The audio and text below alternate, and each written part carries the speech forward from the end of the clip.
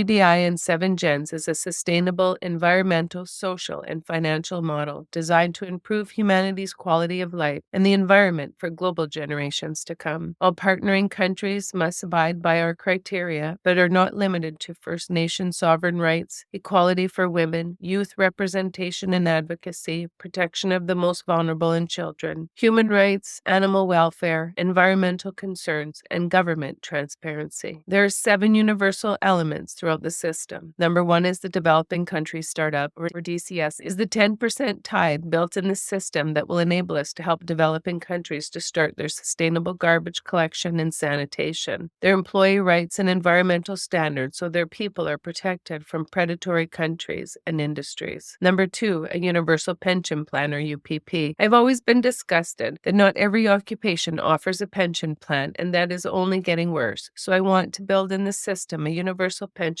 plan for all people, regardless of employment, for them to have the ability to start at the age of 18 when people can start investing, to have a pension to put money in as soon as possible to reduce senior poverty and increasing people's financial freedom in our golden years. Number 3, 7Gens Global Lending Fund is a non-predatory, non-discriminatory lending system for all people, regardless of socioeconomic status, to help people to live a more financially free life, especially those living in poverty. Number 4, Oversight Committee. I have several oversight committees in place so that we make sure that the best interest of all is always our focus. The Oversight Committee will have representation of several demographics that I felt were most important to start with, and is also open to others once it is decided to add on and expand. To start, there will be government, 7Gens, Samantha McCarthy, our representative, First Nation representation, youth, financial representation, and industry will be overseen by research and development so that our goals are met quickly and easily. Why is industry overseen by research and development? It is so that they can no longer not be held accountable for the damage they are committing to our earth, but also that they have access to the latest technology to ensure that they stop the deliberate poisoning of us and our world. This form of structure of letting industry buy themselves out of responsibility is no longer going to be tolerated. Our earth is in an emergency situation, and this committee is to ensure that governments and partnerships are all working within our mission and guide. Is this wrong with today? Is that there is zero accountability for industry to anyone unless you have money. But that can no longer be the driving factor of our system. It is people, the earth, our water and land and wildlife above profits and shareholders. Only once we get rid of the old system will we be able to bring out the best of us in our world, and having different demographics available who are accountable to their people is the only way. It is our world as well, and everyone should have representation in demographics that I felt was the most important to start with, and it is open to others once we decide to add and expand it. This committee is to ensure that governments and partnerships are working within our missions and guidelines.